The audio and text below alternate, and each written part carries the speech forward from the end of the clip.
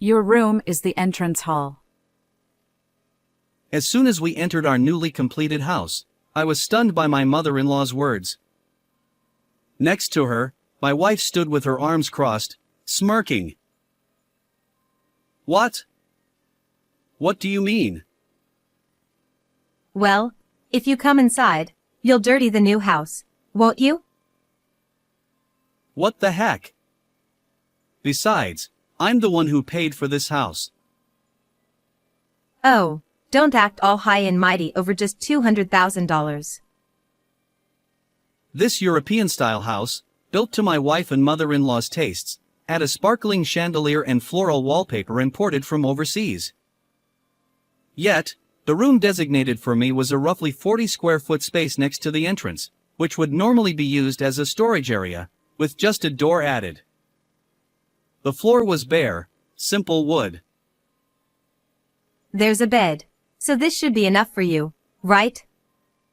Once you add a desk, your dream study will be complete. Isn't it great? Your wish has come true.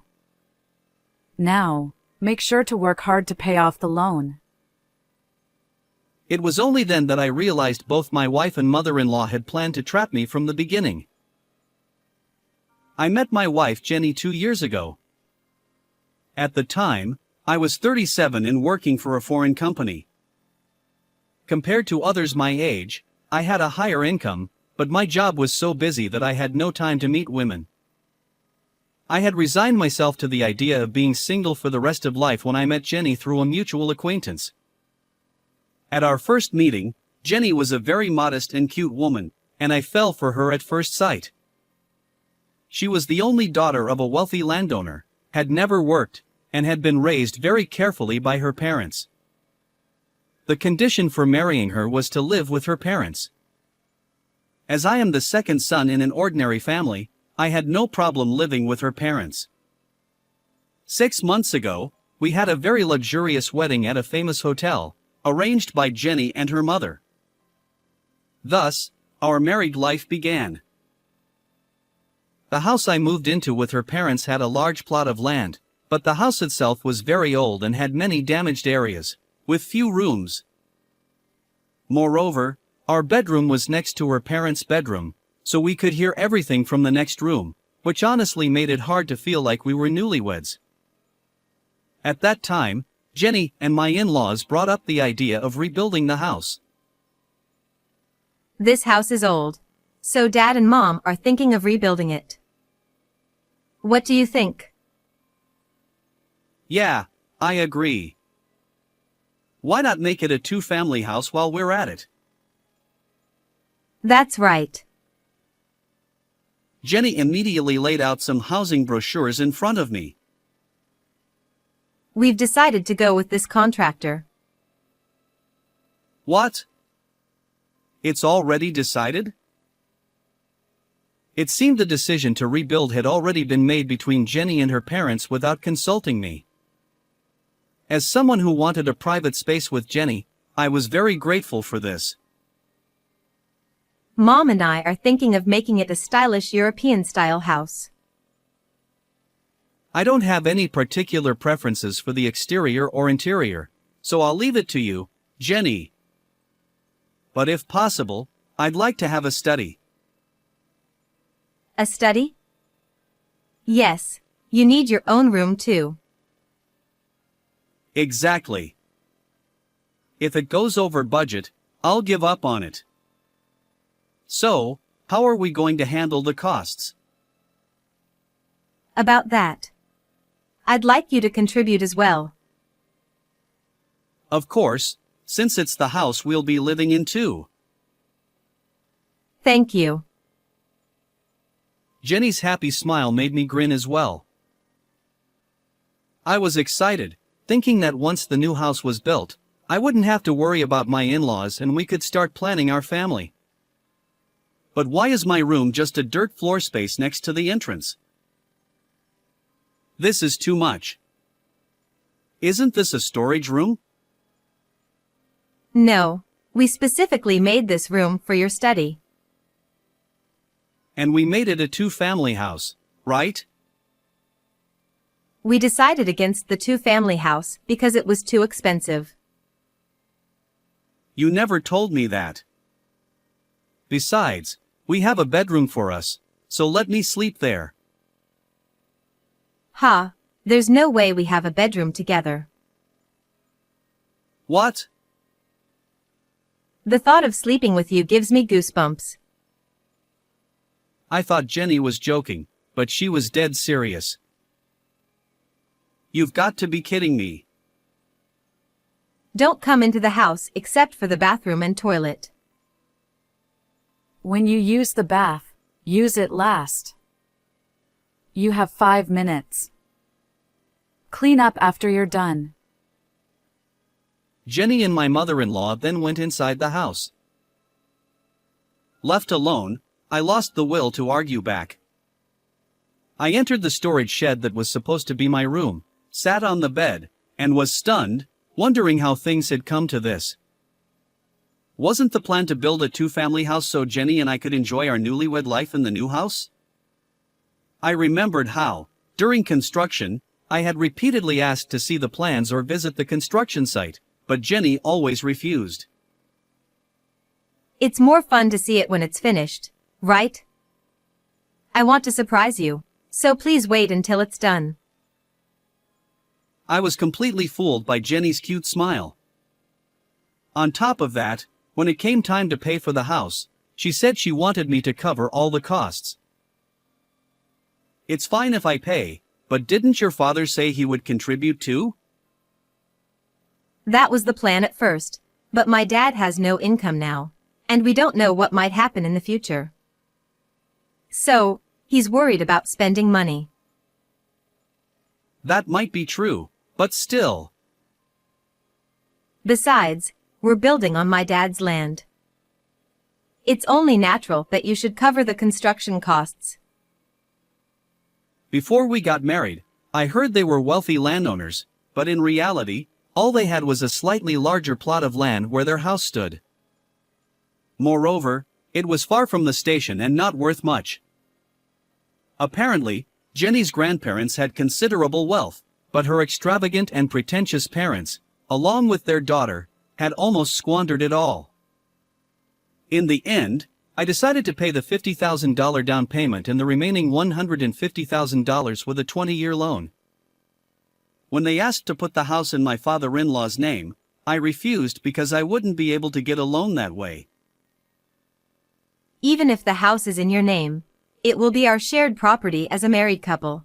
So it's mine too, right? Now that I think about it, Jenny did say something like that. Could this have been their plan from the start? Damn, this is too much. As I was brooding, Jenny brought me dinner. At least let me eat with everyone in the living room. Dad says he feels suffocated when you're around. There's nothing we can do about it. Just leave the tray in the hallway. Dinner consisted of nothing but plain soup and 2 slices of bread on a tray. This is worse than prison food. I was angry, but I was also hungry, so I reluctantly dipped the bread in the soup and ate it. I still have 20 years left to pay off the loan. Do I have to spend all that time in this storage room? From the living room, I could hear the 3 of them laughing and enjoying their meal. Listening to them, I felt tears of frustration welling up. Just wait and see. I'll get my revenge. I decided. I could have left the house right then, but that wouldn't have been enough. How could I hurt my wife and in-laws the most?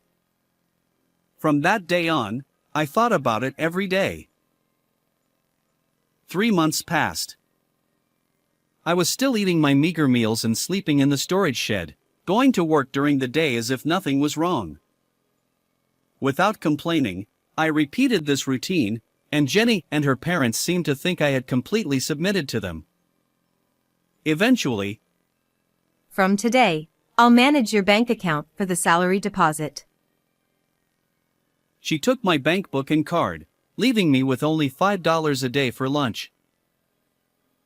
You should be grateful for getting $5. If you want more money, you have to ask. Jenny looked down at me with a nasty expression, completely different from the modest and cute woman she was before we got married. If you don't like it, you can divorce me. In that case, leave this house to me and get out. Recently, Jenny has been spending my money freely, living a luxurious life, and has started to gain weight noticeably. Meanwhile, I'd been losing weight. Despite this, I kept my resolve for revenge burning in my heart, so I didn't feel the hardship. The day to execute my plan was approaching. I was counting down the days. Where are you? One day, I received a voicemail from Jenny, sounding panicked. Checking the call log, I saw nearly 100 messages recorded since the previous day. Answer the phone. Don't mess with me. Her initially somewhat gentle tone grew increasingly harsh. Imagining Jenny and her parents in a panic made me feel delighted.